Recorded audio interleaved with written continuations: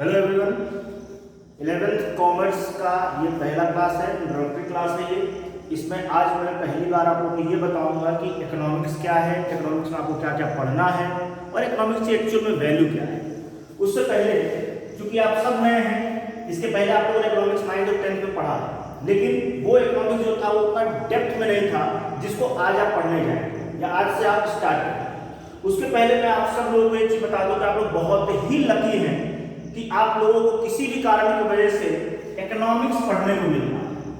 क्योंकि पर्सनली अगर मेरा व्यू लिया जाए तो मैं इकोनॉमिक्स को सब्जेक्ट नहीं मानता। इकोनॉमिक्स मेरे हिसाब से एक जादू है जो बहुत सारी चीजें आपको सिखा देती है, बहुत सारी चीजें आपको समझ में आने लगती है। अगर प्रेजेंट कंडीशन में हम बात करें तो आज पूरी दुनिया इकोनॉमी के ऊपर ही परेशान है कि सबकी इकोनॉमी चौपट होती जा रही है।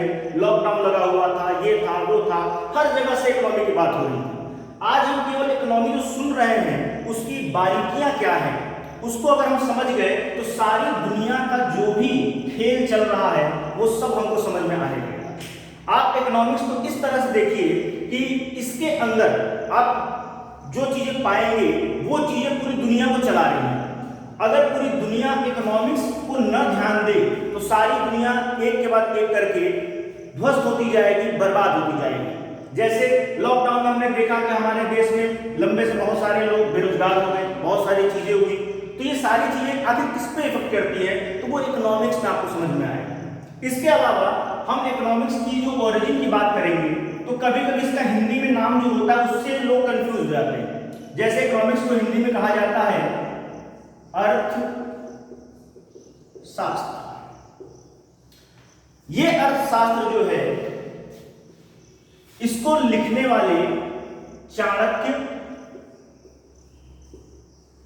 कौटिल्य या विष्णुगुप्त। अर्थशास्त्र नाम की एक पुस्तक थी जिसको चाणक्य, कौटिल्य या विष्णुगुप्त, जो भी नाम आप कहिए, तीनों नाम एक ही व्यक्ति के हैं, उन्होंने इसे लिखा था। और इस अर्थशास्त्र को आज के इकोनॉमिक्स से हम नहीं जोड़ेंगे क्योंकि ये दोनों बहुत ही अलग है।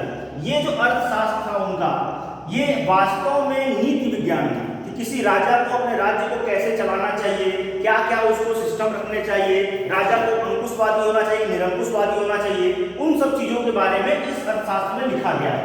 लेकिन वर्तमान समय में जो इकोनॉमिक्स हम पढ़ने जा रहे हैं, इस इकोनॉमिक्स के जो फादर हैं वो है एडम स्मिथ। जैसे आप बहुत सारे सब्जेक्ट पढ़ते हैं, सारे सब्जेक्ट तरह तरह की बातें करते हैं और हर सब्जेक्ट में एक बहुत ही बड़ा रोचक चीज जो होता है वो होता है ह्यूमैनिटी, मानवतावादी होते हैं। वो हर तरीके से मानव के अच्छे व्यवहार, अच्छे गुण, शालीनता, इन सब चीजों के बारे में बात करते हैं। लेकिन इकोनॉमिक्स जो होता है उन सब से इतर है, उन सब से अलग है। ये कभी झूठ नहीं बोलता। जो मानवतावादी से हमको सिखाया जाता है कि सच बोलना चाहिए, चोरी नहीं करना चाहिए, ये नहीं करना चाहिए, जैसे बौद्ध धर्म में भी कहा गया है कि धन संचित नहीं करना चाहिए। इस तरह की सारी बातों को इकोनॉमिक्स झुठला देता है और सीधे ये कहता है कि जो भी मानव सच्चाई है यानी कि रिसोर्स या फिर आज के नॉर्मल टर्म में हम बोल सकते हैं मनी, इस पे फोकस करता है। वास्तव में हुआ ये था कि जिस समय एडम स्मिथ ने इस सब्जेक्ट के बारे में बात किया उस समय तक ये सब्जेक्ट नहीं था। और भी कई सारे सब्जेक्ट थे, उन सब की स्टडीज होती थी, मैथ हुआ करते थे, फिजिक्स, सब हुआ करता था। लेकिन इकोनॉमिक्स एक मॉडर्न सब्जेक्ट है, नया सब्जेक्ट है जिसका जन्म अभी तक नहीं हुआ था। हुआ ये कि एडम स्मिथ ने अपने चारों ओर देखा कि समाज में हर व्यक्ति जो है वो मनी या रिसोर्स के पीछे भाग रहा है। सबको अपने लाइफ को अच्छा बनाने के लिए रिसोर्स चाहिए और उस रिसोर्स को ऑक्युपाई करने के लिए वो हर संभव प्रयास करता है। किसी भी तरीके से वो चाहता है कि उसके पास ज्यादा से ज्यादा रिसोर्सेज आ जाए। लेकिन इस रिसोर्स को पाने के लिए कोई टेक्नोलॉजिकली कोई स्टडी नहीं थी कि आखिर ये रिसोर्स हमको कैसे मिले। जैसे हम सब की नीड है मनी, हम सबको पैसे चाहिए, जितना मिल जाए उतना कम है, लेकिन ये पैसा मिले कैसे? हम बैंक में जाए चोरी कर ले, डकैती कर ले, एटीएम लूट ले, किसी के यहाँ डाका डाल दे, ये तो नहीं कर सकते। तो यानी कि एक सही तरीका होना चाहिए जिस तरीके से हम इस रिसोर्स को या मनी को अचीव कर सकें। ऐसी चीजों की स्टडी के लिए एडम स्मिथ ने सजेस्ट किया कि एक सब्जेक्ट होना चाहिए जो इन रिसोर्सेज के बारे में स्टडी करे या मनी के बारे में स्टडी करे। तो इन्होंने पहला टर्म दिया इकोनॉमिक्स, और इसीलिए इनको कहा गया फादर ऑफ इकोनॉमिक्स। इसके बाद जब इनसे पूछा गया कि इकोनॉमिक्स है क्या, तो आपसे भी अगर कोई पूछे कि इकोनॉमिक्स क्या है, तो आप सिंपल टर्म में अगर चाहें कम में आंसर देना, तो जो एडम स्मिथ ने डेफिनेशन दिया उसको आप बोल सकते हैं ये है science of wealth. Science of wealth या फिर धन का विज्ञान, यानी ऐसा विषय है ये जो केवल धन की बात करता है। हम सब लोग धन की वैल्यू करते हैं लेकिन मन में रखते हैं। हम लोग जल्दी ये नहीं बोलता हम बहुत लालची हैं, हमको ढेर सारा पैसा चाहिए, लेकिन इकोनॉमिक्स ये बोलता है। यही इकोनॉमिक्स सबसे बड़ी स्पेशलिटी है। अब यहाँ पे हम देखेंगे कि पैसे की वैल्यू हमारे इतनी ज़्यादा थी हमारे समाज में, उसको लेकर के एडम स्मिथ ने कहा कि एक नया सब्जेक्ट होना चाहिए जिसके अंदर हम इन रिसोर्सेज और मनी के बारे में पढ़ें। तो इस तरीके से इस सब्जेक्ट का जन्म हुआ। लेकिन चूंकि इस दुनिया का नियम है कि आप कोई भी काम अगर करेंगे, चाहे अच्छा करें या बुरा करें, कुछ लोग उस पर क्वेश्चन मार्क लगाने वाले जरूर होते हैं। तो उन्होंने जब ये इस तरह का डेफिनेशन दिया कि इकोनॉमिक्स एक सब्जेक्ट है जो साइंस ऑफ वेल्थ है, तो बहुत सारे मानवतावादी जो उस समय के थिंकर्स थे उन लोगों को ये चीज अच्छी नहीं लगी।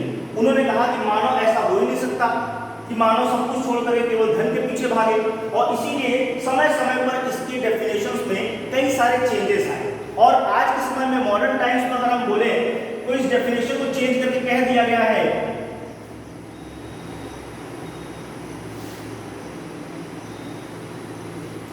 कि इकोनॉमिक्स जो है वो एक सब्जेक्ट है जिसमें हम रिसोर्सेस के यूज के बारे में पढ़ते हैं, जो कैसा हो, जो बहुत ही वैल्यूएबल मतलब कि सही तरीके से वेल प्लान हो, अच्छे से प्लान करके हम इस रिसोर्स को यूज करें। और क्यों करना पड़ रहा है इसको?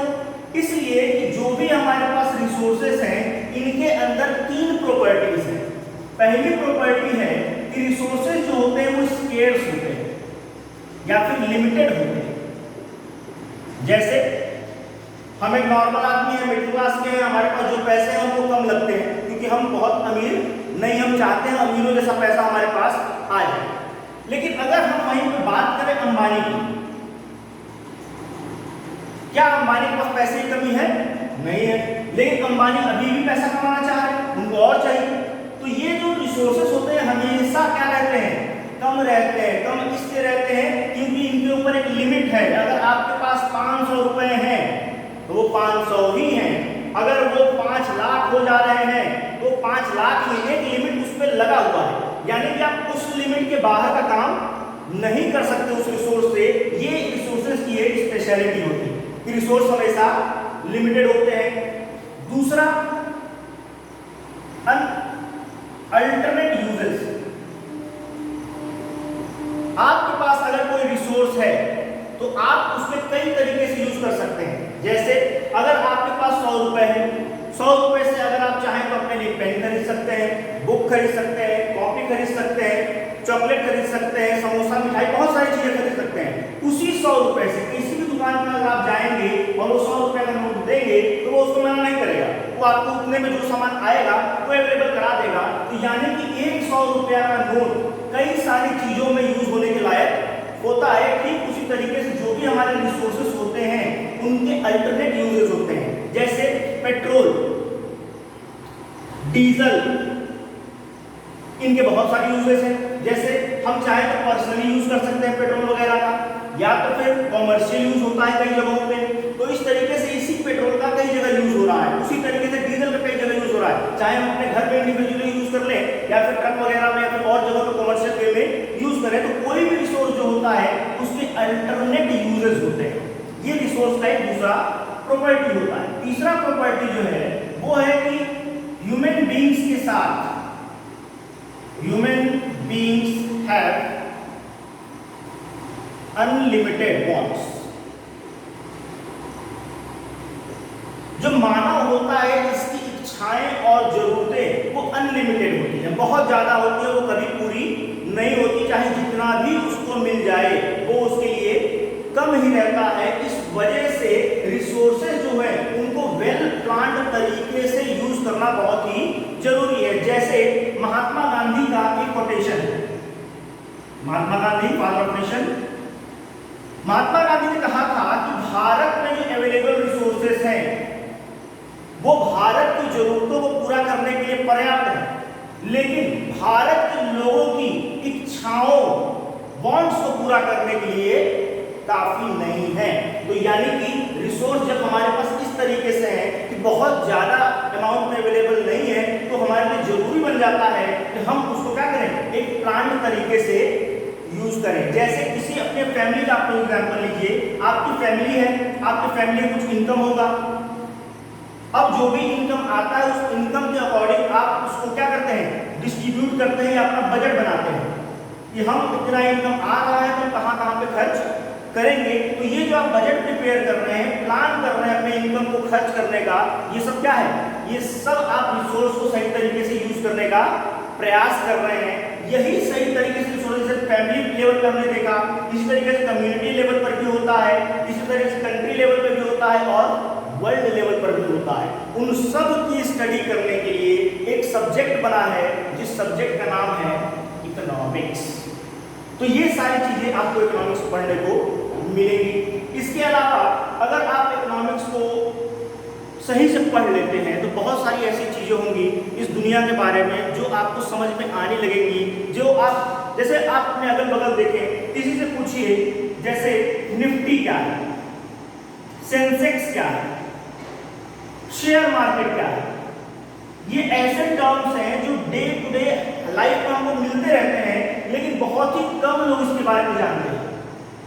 और ये इतनी जरूरी चीजें होती हैं कि अगर हम इनको समझ गए तो ह्यूमन बीइंग्स का जो लाइफ होता है काफी ही आरामदेह हो जाता है, काफी तरह से अच्छा हो जाता है। कई बार हम लोग देखते हैं कि गवर्नमेंट होती है, गवर्नमेंट के जो अपोजिशन वाले होती हैं वो एक दूसरे में ब्लेम करते हैं, हमको समझ में नहीं आता कि कौन सही और कौन गलत है। लेकिन जब आप इकोनॉमिक्स को पढ़ लेंगे तो वो सब चीजें आपको समझ में आने लगेंगी।